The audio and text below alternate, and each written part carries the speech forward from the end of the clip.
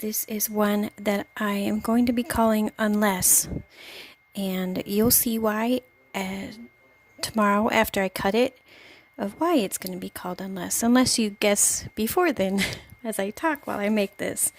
So all of my butters and my olive oil has been incorporated with the lye water solution, and it's mixed to a light trace, and it's only going to be one color, and this is French green clay, and it's infused with a little of the measured off olive oil. I'm just going to see where this takes us. I might have to add more.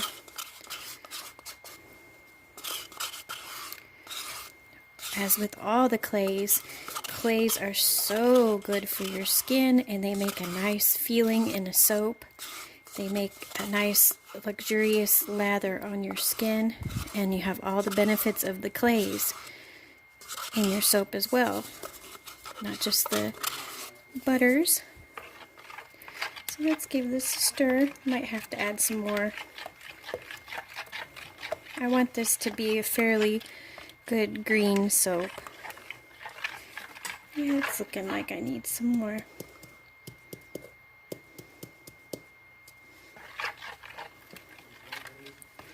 Not much green going on so far, so let's add a little more clay. Stir it up with some more olive oil, just a bit.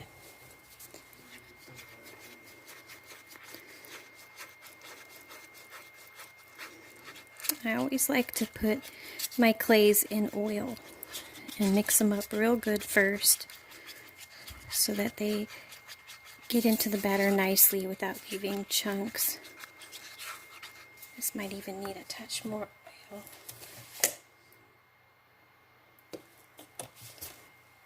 Maybe about another half a tablespoon, just to get it fluid enough to where there's no big pieces of clay. Because I've learned from experience that if you don't get the clays all mixed up, that in your bar you'll have little flecks in there that are a little bit scratchy and not smooth coloring.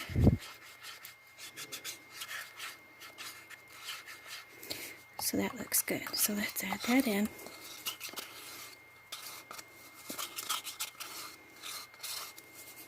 Alright. See if we can get a little greener here.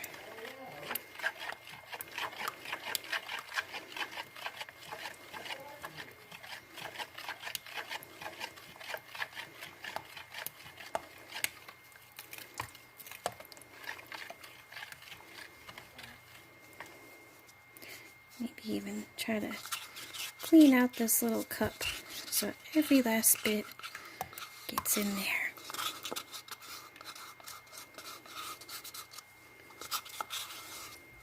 I do envy that with other soapers that use mica. It is nice as a thought to be able to just dump it in and mix it up with a blender and go. Natural colorants are a lot more fussy, but the only one I can really do that with is charcoal, because most of them either have to be infused for weeks or they just need to be mixed up with oil in general so that they go in nicely.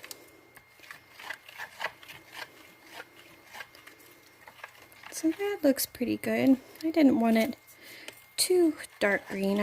If I did, I would have used spirulina. But I think it gets the point across that it's green. And the oils, the essential oils that I'm going to be using are also naturally green, so it should help with the coloring. So first is going in a measured off amount of pine and a very small amount of cedar, because cedar is really powerful and it will overtake the pine.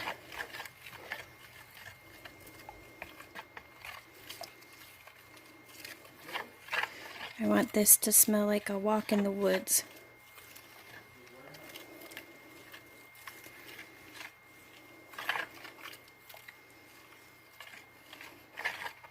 And to be a nice soap on a cold winter's day when you're feeling kind of congested and tired, and you could take a nice hot shower and have the smells of the cedar and the pine make you feel like you're walking through a pine forest. That's kind of what I wanted with this soap. So it's ready to pour. And as I pour, I'm going to briefly, the inspiration for the soap is, of course, loosely is Dr. Seuss, who was one of my favorite authors as a child, going back to the book theme of the month of February. I read all of his books, and I found out later in life that he was a Pisces. His birthday was 3 days before mine. And two of the things I wanted to share was he made a poem in 1955 that wasn't well known, and it had a beautiful painting that went with it. And if you look on my Instagram, you'll find the poem and the painting that it goes with, because the painting is incredible. He had these secret paintings that he did that no one knew about, and it was called A Prayer for a Child.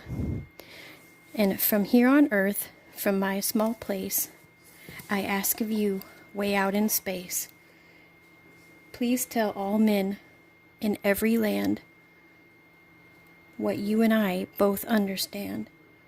Please tell all men that peace is good, that all need to be understood.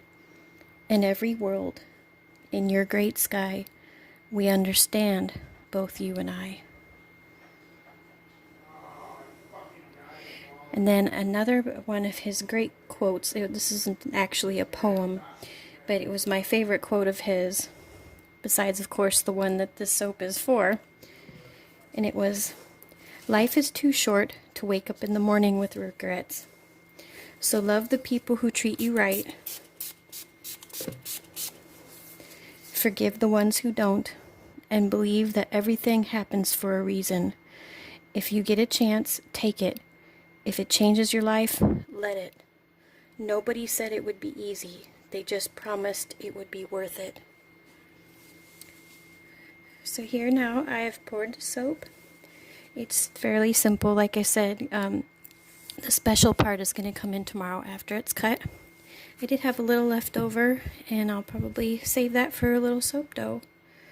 Never know when I'm going to need some little green leaves. And speaking of leaves, these are the embeds for tomorrow. Actually for tonight, because when this is very loose right now, but when it tightens up, I'll be able to put the leaves on. We have a bunch of little indigo leaves. They're hard to see, but they have little tiny veins and lines on them. And a bunch of little cocoa powder tree stumps. And the tree stumps are going to go on it after it's cut. So I'll come back in a few minutes when it is time to place the tiny leaves. Okay, it is solid enough, and I gave it a wiggle, and I can put the leaves on now. So each bar is going to have 5. And I'm glad they're a different shade so that they'll stand out against the green.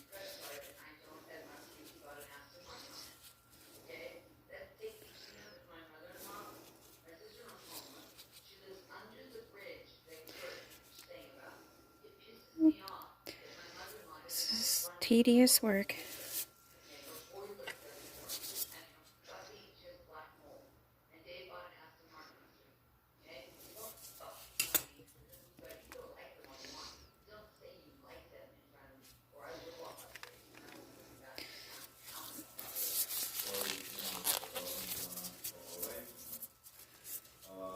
Try to just drop them so that they don't mess up the top too much.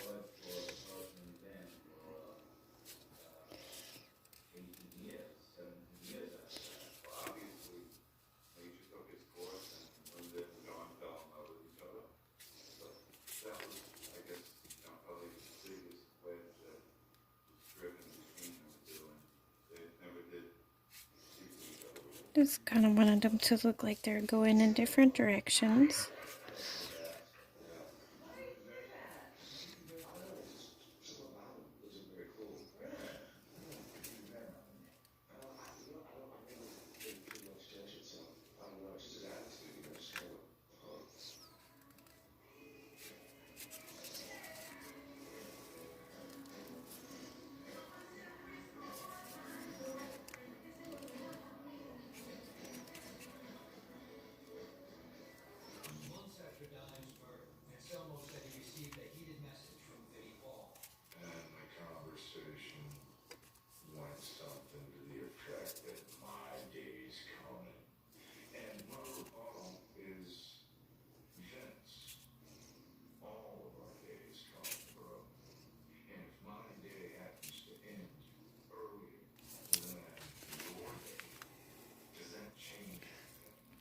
Okay, so the leaves are all placed, and I'll be back tomorrow to cut it and to attach these little tree trunks and do another little special thing on the top. Hello, good morning. So I have already cut the soap just because I wanted to make sure that all the little leaves lined up. So they're cut and ready. I have some soap dough that's from this soap that I saved that was in the bowl. And I have these tiny little letter stamps and the little soap dough tree stumps. So first off, it went through a gel phase, so it ended up a really nice light green color with the little leaves on top. So I'm going to put one down on my board here. And just because these stumps are kind of big, that's why I thought that they would probably need the soap dough as well as the soapy glue. So I'm going to put a little bit of the dough on the back and make sure I get it kind of flat. And then this is just, as usual, just a corner of the samples of this soap with really hot water. So it's like soapy glue. And I'm going to paint on top of the dough and of the stump. And press it down. And don't worry if there's a little flecks on top, you can clean those off later. Maybe slide it up a little bit. And then with these little stamps, these are just like stamping for paper, and they're hard to see with the flash, but when the soap is nice and soft like this right after it's been cut, it's perfect to stamp these in. And you don't even have to press that hard. So there's the U. And N. L. E. And 2 S's. And that is the name of this soap. It is called Unless. And it goes back to the Dr. Seuss quote, which was in my favorite book as a child of the Lorax, where unless someone like you cares an awful lot, nothing is going to change. It's not. I wanted this soap to be a reflection of us needing so much for clean air and to leave the trees be, not cut them down so much. It's ridiculous that at this age of time that we aren't using just exclusively recycled paper and other fibers that are more sustainable. The fact that we are still logging and cutting down trees at this rate is just, it makes me incredibly sad. So I do my part with my soaps. That's why they're solid, and all of my skincare is pretty much solid. I like to have as little waste as possible. I like all my containers to be recyclable or reusable glass, and that is the meaning behind this soap. And it smells fantastic too. The pine really doesn't smell. That's my little one's hands reaching for the stamps, if you're wondering. So this soap and Winter Dusk and my favorite books will all be available on the next full moon shop update, which is the cold moon, on February 27th. Shop links will be listed below. Thank you so much for watching. Take care.